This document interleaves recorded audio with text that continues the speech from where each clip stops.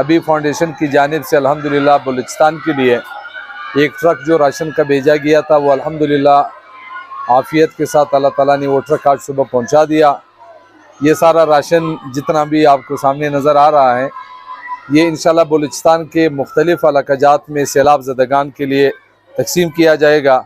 اس میں مختلف اشیاء ہیں، اس میں آٹا ہے، چینی ہے، اور اس میں اسی طرح چاول ہے، 2-3 قسم کی دالیں ہیں، نہانے والا صابن، کپڑے والا صابن، بچوں کے لیے ٹافی وغیرہ، بسکٹس وغیرہ، یہ ساری چیزیں اس میں شامل ہے۔ اسی طرح جن کے گھر گر چکے ہیں ان کے لیے یہ مختلف قسم کے خیمے بھی بھجوائے گئے ہیں۔ انشاءاللہ یہ خیمے ان بھی مختلف سیلاب زدگان علاقوں میں تقسیم کیے جائیں گے۔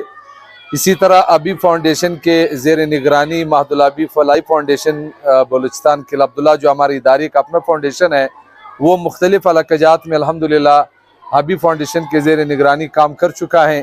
قلعہ عبداللہ میں، جنگل پرالیزئی میں، نوشکی میں، لسبیلا میں، پنجگور میں، اور پھر ان علاقوں کے مختلف مضافات اور اطراف میں الحمدللہ اس وقت تک ہم لاکھوں روپے تک راشن اللہ کے فضل سے اپنے سیلاب زدگان بھائیوں میں تقسیم کر چکے ہیں۔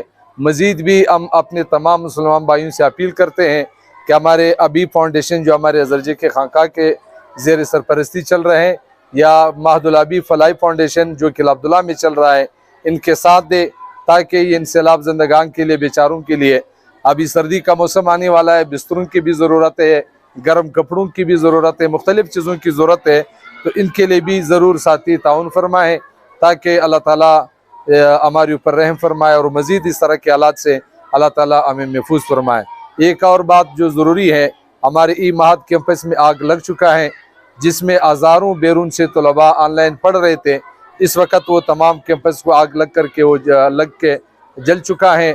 ہم عزم اور ارادہ کریں کہ ہم دوبارہ سے ای مہد کو فعال کریں۔ جو ہزاروں شائقین اور طلباء علم کی انتظار میں ہے، پڑھنے کے انتظار میں ہے، ہم دوبارہ سے ای مہد کو فعال کریں اور اپنے اموال پیش کریں۔ اللہ تعالیٰ ہمارے ازرجی کی زندگی میں اور ان کے صاحبزادگان کی زندگی میں برکت عطا فرمائے، اور اللہ تعالیٰ ہماری ان خدمات کو صرف قبولیت نصیب فرمائے۔